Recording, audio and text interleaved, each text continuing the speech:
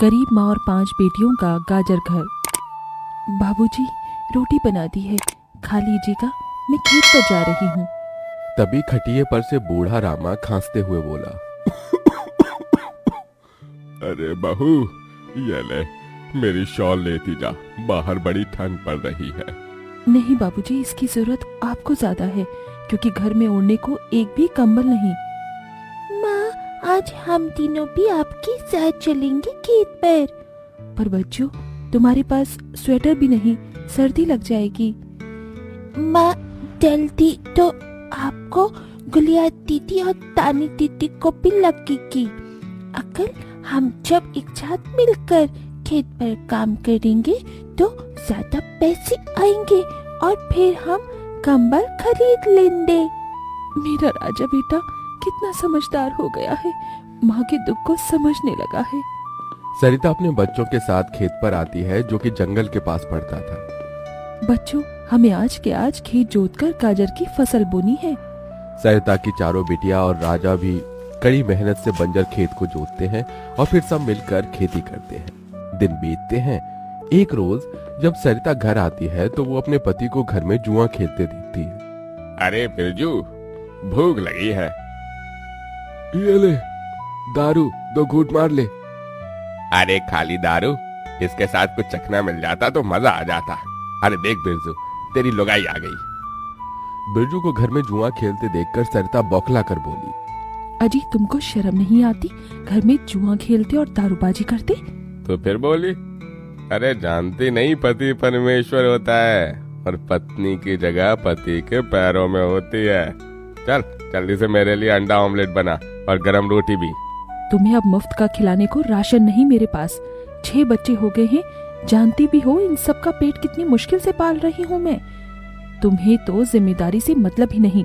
घर में बूढ़ा बीमार पिता है, तुम तो कमाने गए थे ना, फिर क्या हुआ? आते ही पैसे मांगने लगी। पति ने खाया पिया कि नहीं ये तेरा बाप पूछेगा। नशे में तो बिरजू सरिता से अकड़ते हुए अपनी चमड़ी की चप्पल निकालकर उसे बहुत पीटता है। ये ले, और लड़ाई जुबान। मैं कमाता नहीं तो क्या इस घर में मेरी इज्जत नहीं होगी? ये ले। बचाओ, ओह बचाओ, माँ को मत मारो पिताजी। तभी लड़खड़ाते हुए बिछौने से उठकर बूढ़ा रामा कहता है, अरे निकम्मे, छोड़ दे बहू को, निकल जा इस घर से तू, और फिर कभी शक्ल मत दिखाना। अरे ये मेरा घर है, मैंने बनाया है इसे। बिरजू चला जाता है। तभी रामा रोते हुए बोलता है, अरे जाने कैसे उड़ाऊं बेटे को जन्म दे दिया है मैंने। मेरे हाथों भारी गलती हो गई जो इसे तेरी शादी कराई। बहू, माफ कर दे मुझे। पर उस 5 बेटियों की गरीब माँ का दुख इतना ही नहीं था कि एकदम से जोरदार तूफान उठा और झोपड़ी की छत हवा के झोंके से उखड़ कर गिर गई। हे भगवान, इतना भयंकर तूफान! तानी, गुड़िया, अंजू, तुम तीनों सोनी, राजा और मुनिया को लेके बाहर निकलो, मैं दादाजी को लेकर आती हूँ। उठिए बाबूजी। नहीं बहू, तू जा, मेरा समय आ गया है। तुझे उन 5 बच्चियों की सौगंध, तेरे बाद उन्हें देखने वाला कोई नहीं। जा बहू, जा। सरिता के बाहर निकलते ही पूरी झोपड़ी गिर जाती है। सरिता छाती पीट पीट कर रोने लगती है। बाबूजी।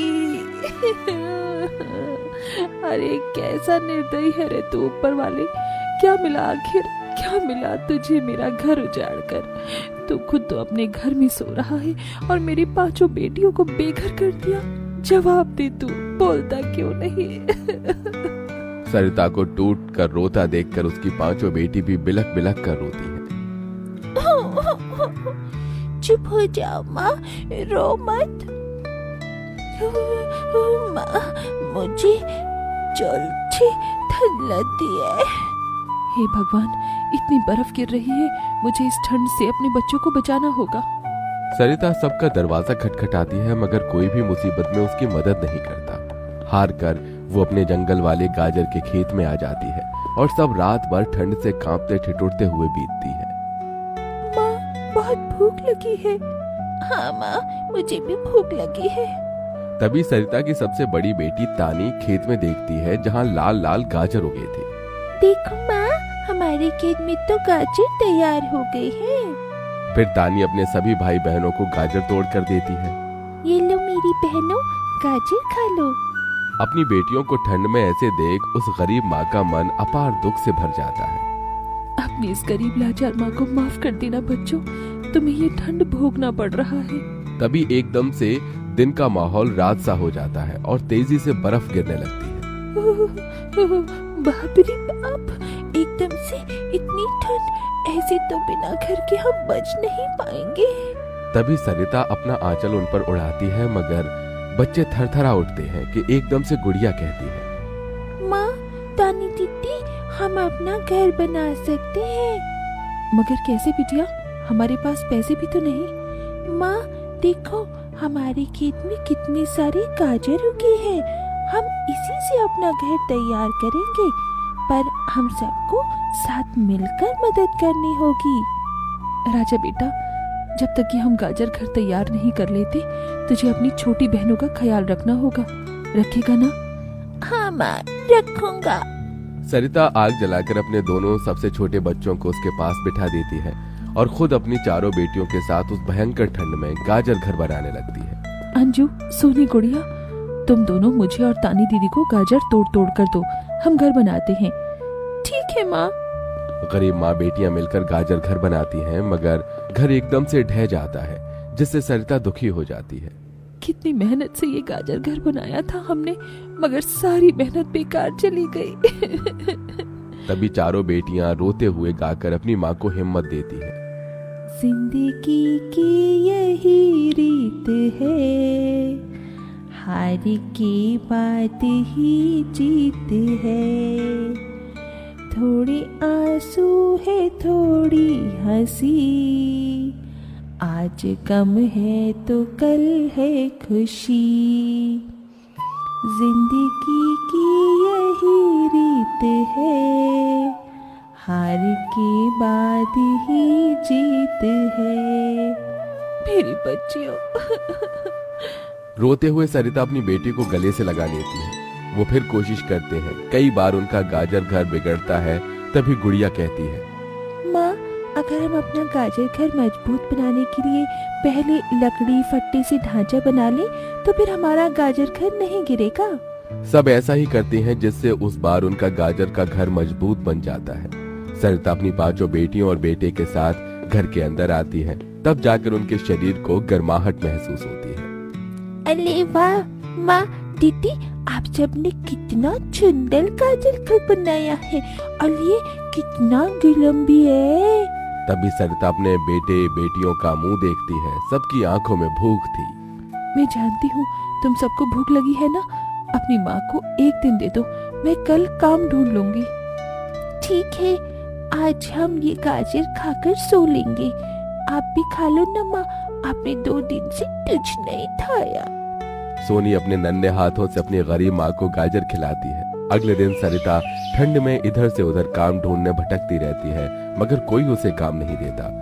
इधर अब उसके खेत के गाजर भी खत्म हो गए थे, जिससे उसकी बेटियां भूखी थी और उसकी दुधमुही बेटी भूख से रोई जा रही थी।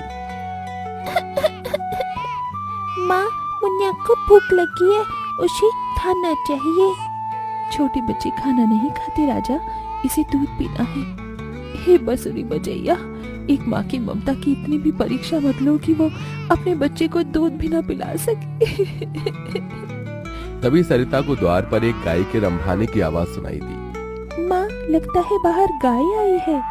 सरिता अपनी बेटियों के साथ बाहर आकर देखती है तो गाय के थन से दूध की धारा बहे जा रही थी। इस गाय के थन में कितना दूध गिर रहा है।